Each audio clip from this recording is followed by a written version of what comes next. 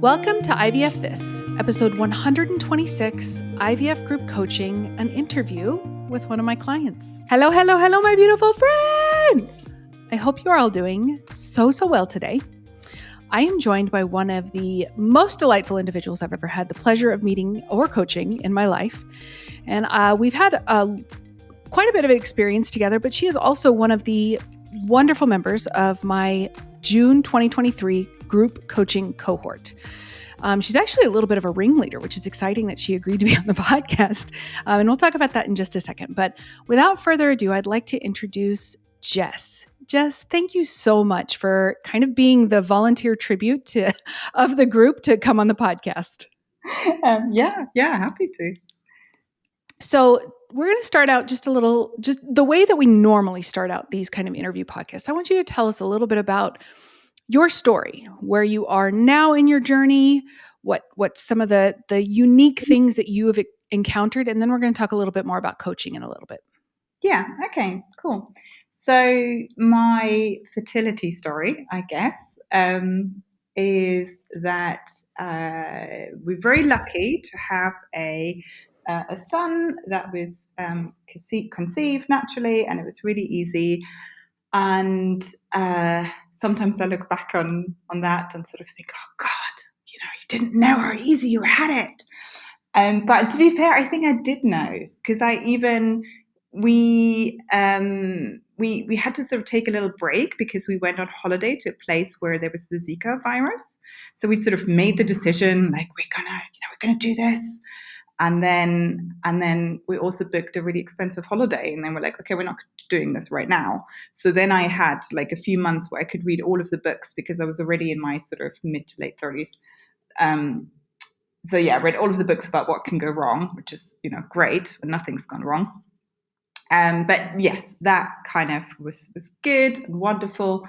And we were kind of one and done. And then COVID happened, and we weren't allowed to kind of socialize, and family was really far away. And he was just at the age where he was really interested in other children and so on. And it was just the hardest thing to sort of see him be on his own. And it just sort of broke me, and COVID broke me. And so I was like, that thing that I said about one and done, how about like two and done? And so COVID actually kind of made it complicated because just sort of, the contraception I was on, and I needed to see a doctor and all of that stuff. So not good.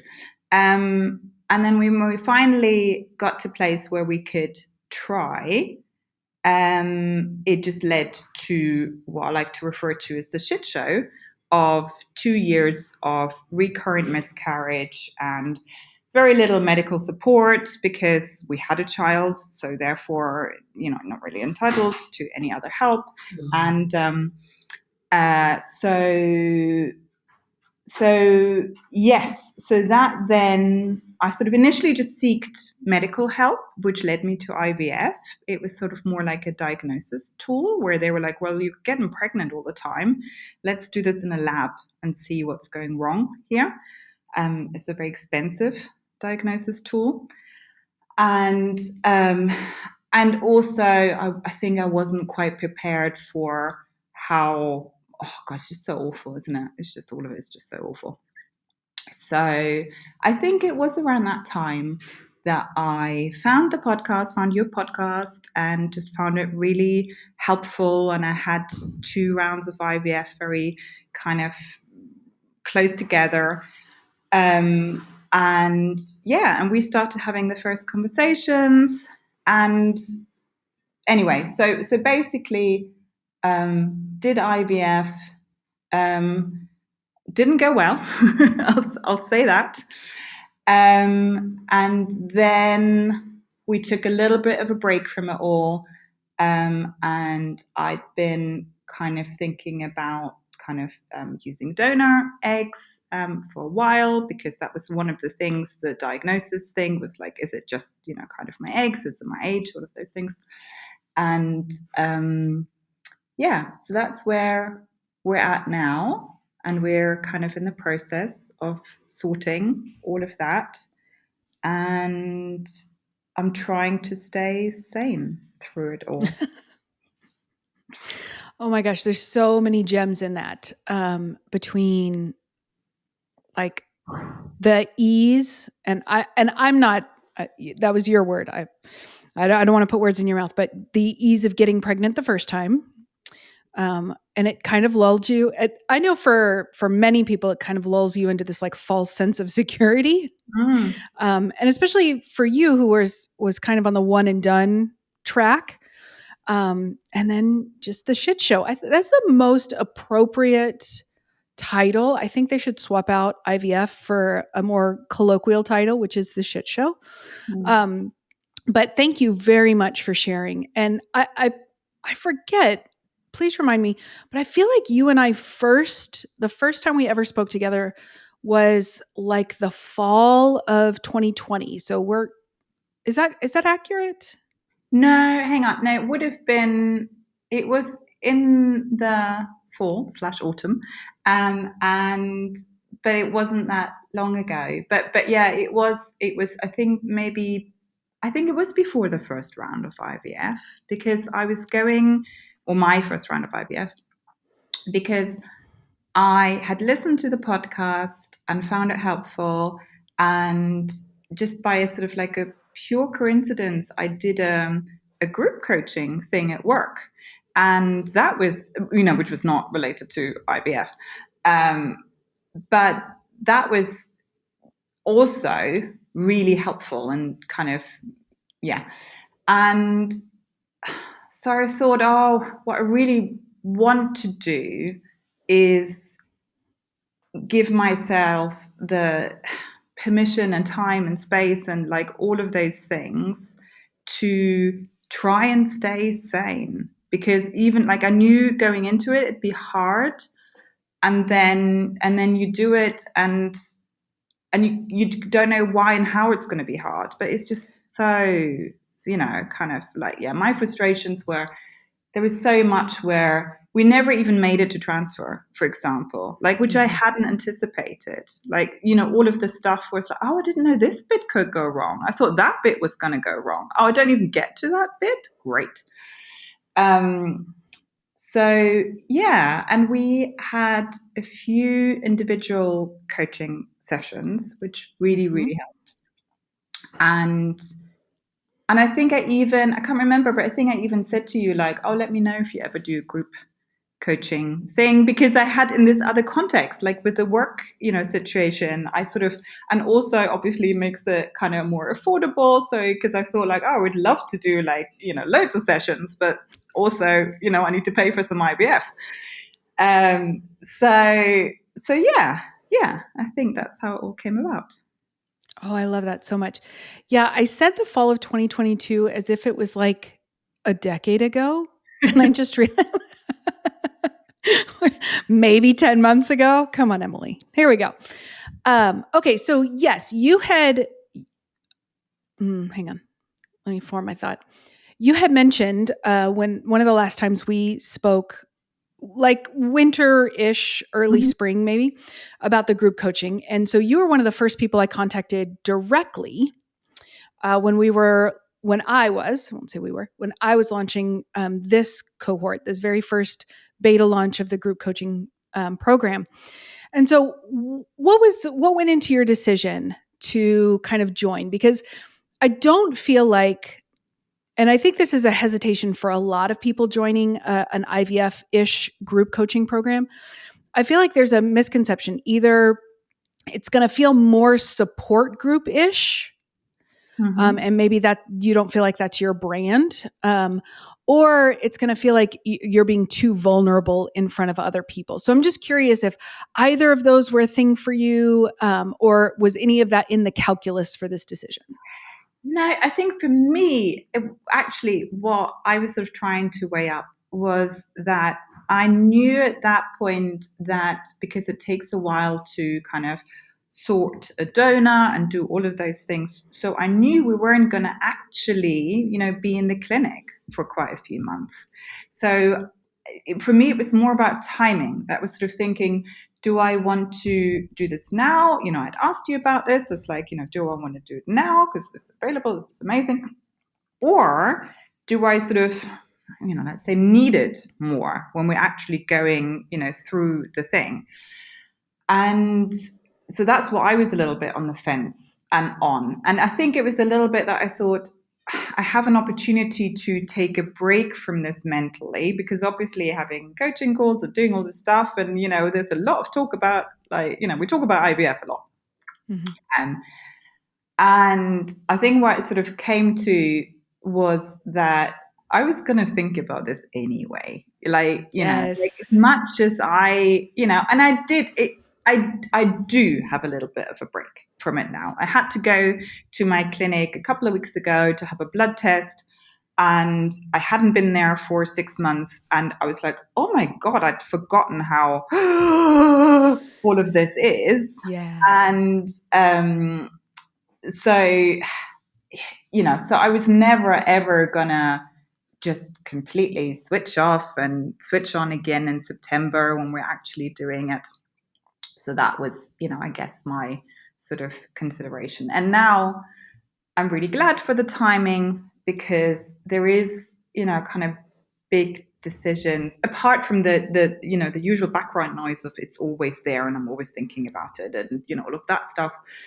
But it's also helpful to have the coaching, because I realize actually there is big decisions that you do in the sort of lead up to donor IVF. And, it's not just about choosing the donor, but it's so many specifics of how you do it. And I feel much better doing this in a way where I kind of feel supported. I feel like I have the space if something is really hard, that I can, take it somewhere and talk about it and so on. So, and then also, I guess I'm hoping that if all goes smooth sailing, we will have a try in September.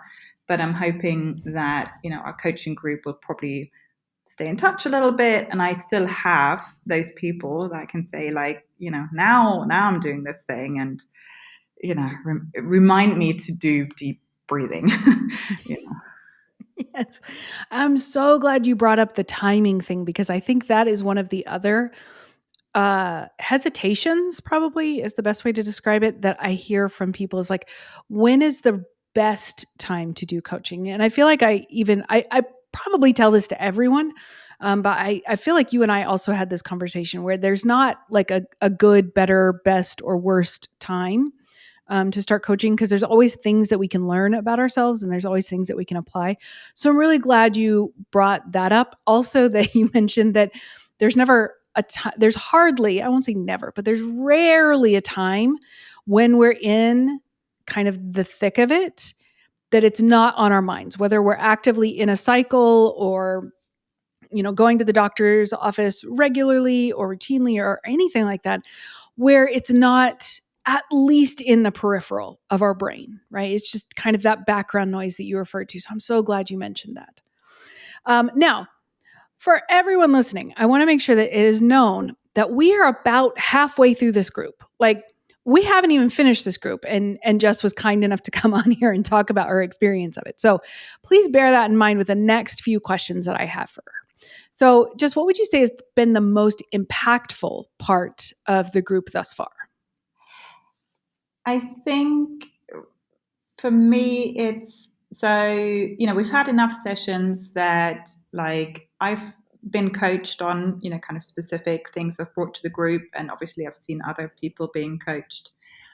And I think what's really great about group coaching is I feel like I probably learn more when you're coaching somebody else, because I sort of see it from the outside.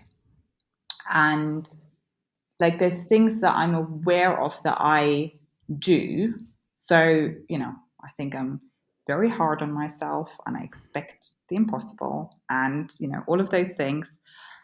And when you see somebody else and you're the person kind of going like, wow, you're really hard on yourself there. That kind of makes it a little bit easier to accept, maybe I'm also sometimes a bit hard on myself. Like maybe I It's also, possible. yeah. So yeah, I think, and then also I think it's great to know, we have these sort of regular check-ins, and there is this, like, even if I don't necessarily have a coaching request every week, the fact that I know that I can bring one, and there's also, kind of the chat in between and so on. I feel like that sort of takes off pressure a little bit, so that's great. Yeah.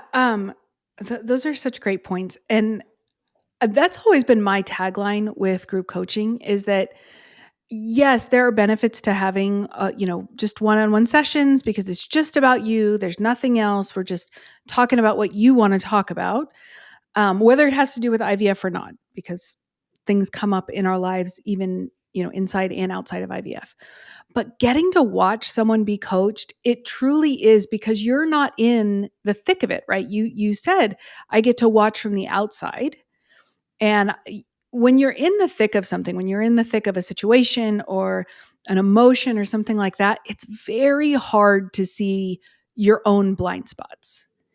When you're watching someone being coached, it's much easier for you to pick out their blind spots or areas where you might have blind spots that you couldn't otherwise see unless it was like right in front of your face because you're not in that emotion. And you're not having that same experience. And, when people talk about, like, oh, I don't know about sharing in front of other people. And it's almost like, I want to shake my fist like, oh, I don't think you truly appreciate maybe until you're in that moment or until you've been exposed to group coaching, how truly transformational or, whatever word you want to use. That's a pretty coachy, obnoxiously coachy term, but how impactful it can be to kind of watch what happens when someone else is being coached and how it can actually be more beneficial for you than even being coached yourself. I'm so glad you brought that up. Yeah, and it's also, obviously everyone's story is different, but I wasn't surprised that, like, if you bring 6 people into a room who are going through IVF, there's quite a lot that we have in common. There's quite a lot that I can relate to. There's overlap in stories, and not everyone, but like, the yeah. So yeah. Yeah. And that's a beautiful, and to even, make it even more, draw a better picture for the people listening. It's 6 of us, right? 6 women in this cohort spanning 3 different countries. We have quite a representative sample of sort of the experiences of infertility and IVF just in the world, right? And so it's so interesting to me when I get to hear, I'll hear something from maybe you and then something from someone else in the group, and it's like it's so interesting, the distance between all of us is pretty stark, and yet there are so many similarities. There's always going to be an aspect of like worthiness. There's always going to be an aspect of um, how do I, like, am I handling this correctly? Am I handling it right? Those are very common themes that I don't think, one of the lies of the way that our brain kind of works when we're in really stressful situations is it tells us that you're the only person who's ever thought this, right? There's clearly something wrong with you because you're the only person who's ever thought this, experienced this, or felt this. And that's just categorically false. I don't think, even with 6 people in the same room, 7 including me, there isn't something that somebody has told me that I haven't either heard or told myself, right? And so I think that this is a beautiful reminder to people that we have much more in common as a group than we have like differences. Like the core things that we have in common are so powerful and so strong. It really is just it's just a beautiful group. I've just been so blessed with the people who chose to work with me. It's just amazing. So one thing that I'm always interested in is there a particular concept or a topic that we have discussed that was really like, it really resonated or it really stood out for you?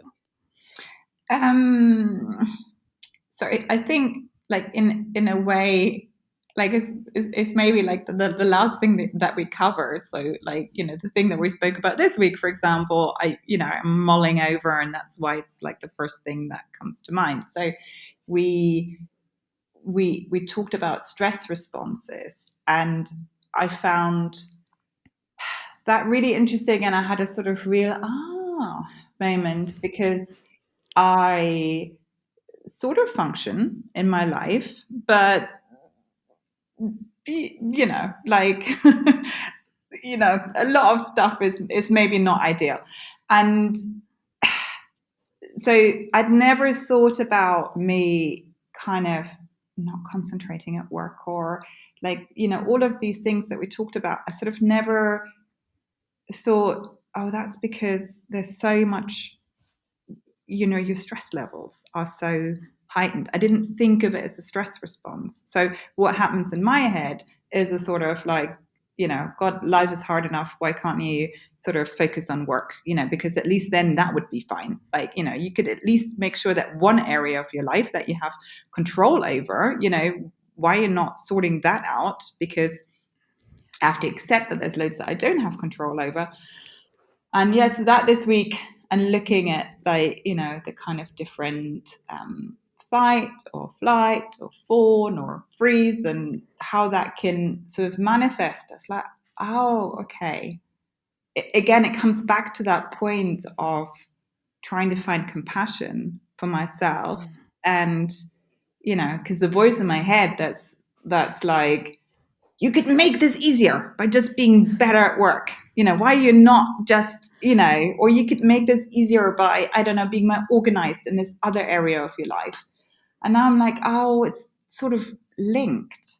The reason I'm not that organized in this area of life is because all of this stuff going on. So, yeah. Yes. Oh my gosh. I'm so glad you brought that up. Actually, sorry. Actually, because of that call that we just had a few days ago, I'm actually going to record a specific podcast episode. It'll be in like, I don't know, in a few weeks from when this one airs, maybe 3-ish weeks from when this one airs. That's going to go over the same topics that we talked about, those 4 stress responses, because I didn't realize, right? And this is such a beautiful, one of the most beautiful things about the beta program is that I have a system, I have a program, the topics that I think are the most relevant or the most important for you guys to understand, at least to build a foundation for how to continue coaching yourself moving forward. But I think one of the things that was so amazing was I had never considered that when, you hear coaches or therapists talk about trauma or stress responses, that people intellectually know fight, flight, freeze, and maybe fawn. But giving you a concrete example of how those can show up was like that. When we started going through those, and the amount of, we're all on Zoom, and the amount of like nods or knowing glances or even like grimaces, like, oh, I didn't know I did that. Like, I didn't know that was what that was. It was just so telling that, when I have talked previously about, fight, flight, or freeze, or fawn, or whatever, I was only giving you part of the information. I was giving you like the intellectual part of the information, where I needed to give you the concrete part of the information, right? Because the whole topic this week was around like understanding your central nervous system and why it reacts the way it reacts, so that we can learn how to regulate it ourselves, right? So that was the overall topic for this week.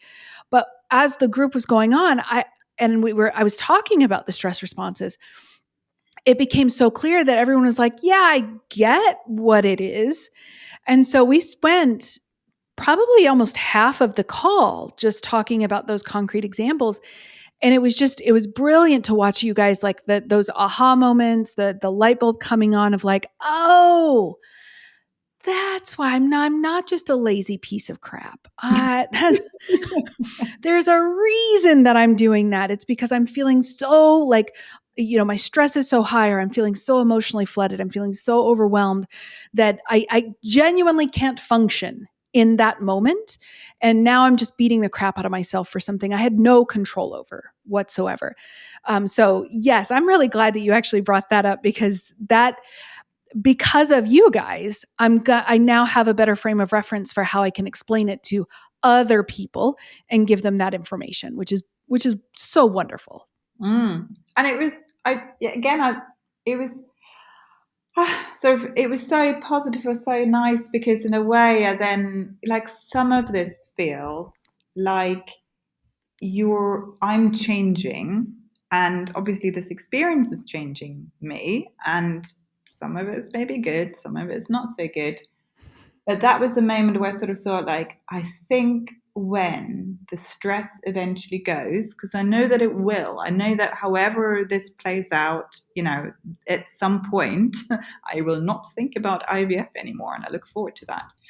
And and I sort of, kind of, for the first time, felt a bit like, oh, okay, and then I think I might be able to focus on other areas in my life again, because I'm not in this sort of constant stress response, which Right. is, whereas before I sort of thought a little bit of, even thought of, like, if I need to change careers or something, because I just cannot focus on the stuff that I usually do. And now I'm like, more, I think I will be fine once this is over, and I just have to accept that until it is, Mm-hmm. certain areas of my life are only going to get 50% of me. So, Yeah. And the phrase that, even just kind of tacking onto that, certain areas are only going to get 50% of me. The math. So I'm a social worker by training. So math isn't like my strength. It's not my particular area of expertise. But I always think about how, if you have 50% to give to a certain area, let's say your work, right? And you're giving that 50%, you are then giving 100%, right? If you only had 50% available and that's what you're giving, you're actually giving 100%. So I kind of love just thinking about that in terms of, because we always kind of judge how we show up in the areas that we think we should show up more or better or different or whatever. So I'm glad you mentioned the 50%, because I always want to include that when someone says, well, I'm at like 40% capacity. Beautiful. You're vertical. That's 100%. I love it. What do you say? And again, remembering we are only about halfway through, what so far has been one of your favorite memories or experiences in the group? I don't know if it is an individual moment, but I think what's pretty incredible, because we haven't met in person and we haven't even met that many times. But what I think is great is, I feel really at ease and comfortable and heard, by the others, and in a kind of, I don't know, it's just like I feel no judgment. Um, yeah, so I think that it's not an individual kind of moment or something, like maybe the aha moment that I mentioned before. That's more like a moment thing. Um, yeah, more the atmosphere. Oh, I love that. And correct me if I'm wrong, you were the ringleader for you guys have like a separate WhatsApp, and you had proposed like a debrief call following our weekly calls, or something like that, right? Yeah, well, I'll tell you, it's really hard to organize Yes, it is. very busy women who are on very different time zones.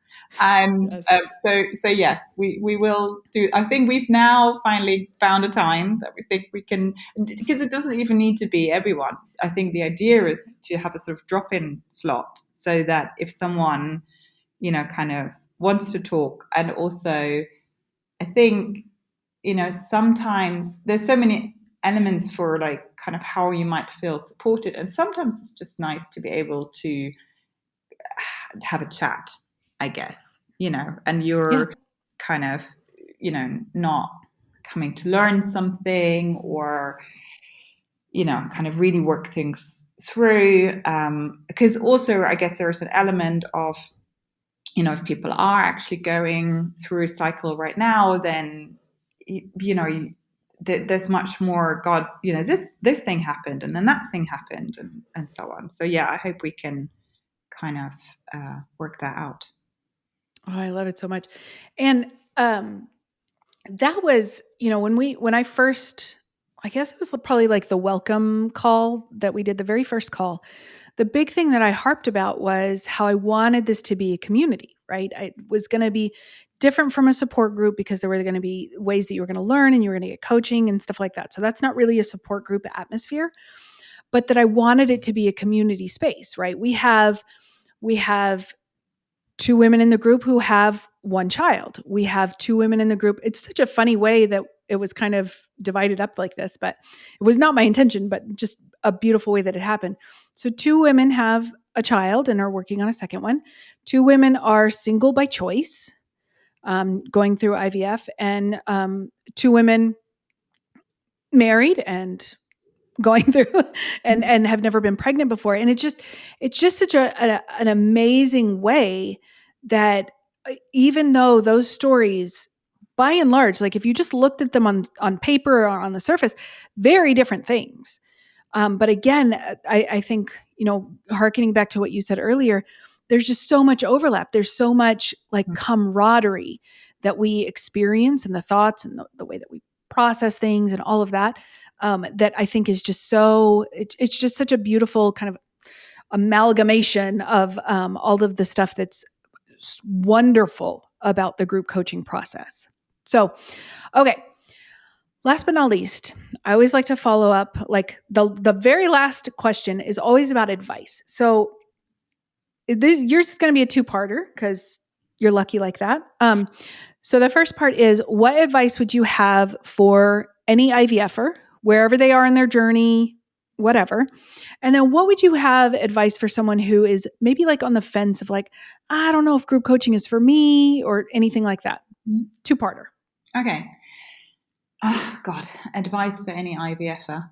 I think maybe it might not apply to everyone, but acknowledge that this is hard, because my sort of first reaction always is like I had multiple miscarriages, but after the first one, I was like, this is shit. We're going to try this again.